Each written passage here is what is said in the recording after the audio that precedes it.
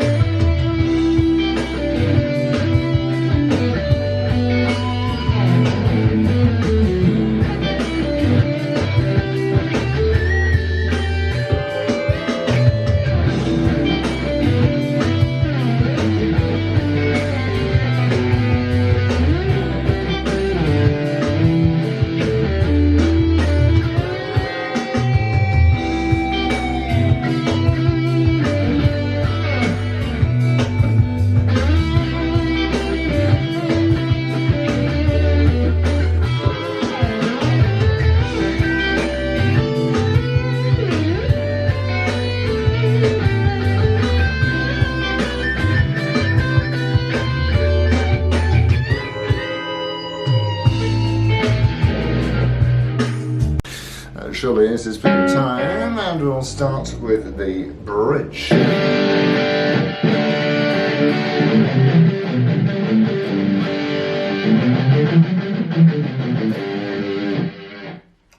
Into the centre.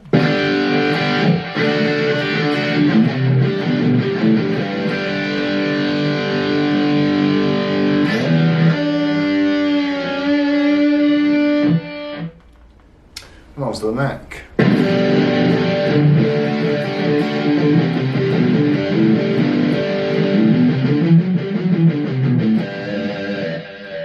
Back to that bridge.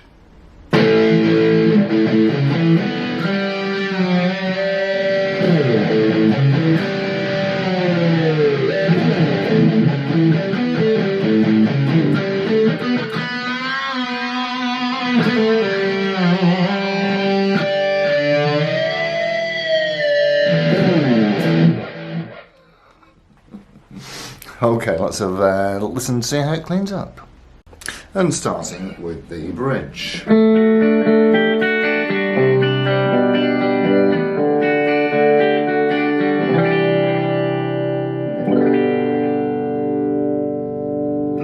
That's so nice.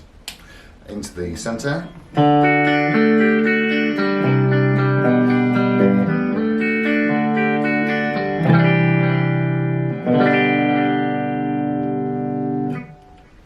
And onto the neck.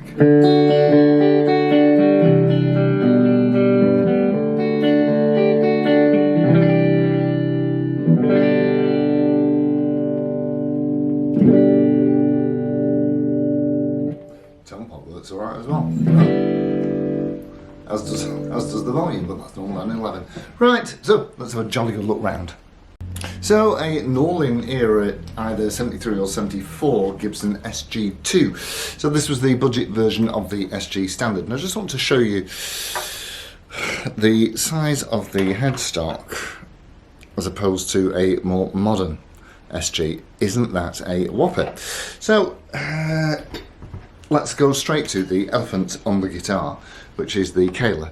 Clearly it shouldn't have that because, of course, when this was made, they hadn't been invented at that time. So it's been routed out to accept that. And I did think about restoring it all because you can. There are antique restorers that will do that kind of thing. But this guitar tells a story. Also, the pickups are not even nearly original. It would have had mini humbuckers in, but we've got 2 humbuckers. This one, don't know, but it's in that sweet spot of about 7.7.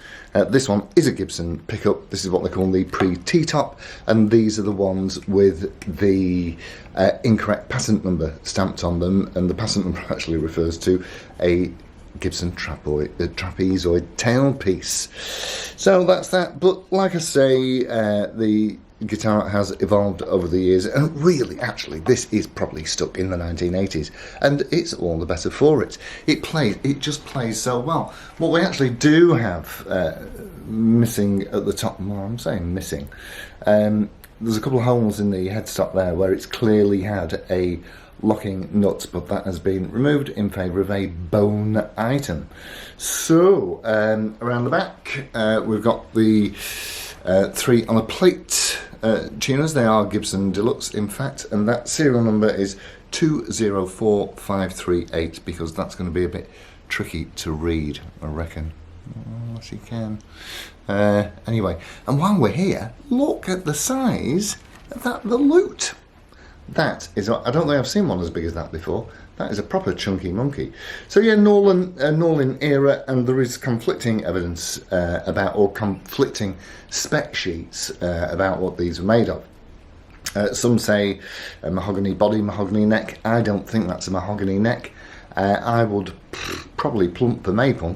There's a few little lacquer nibbles out of it, but you can't tell when you're playing.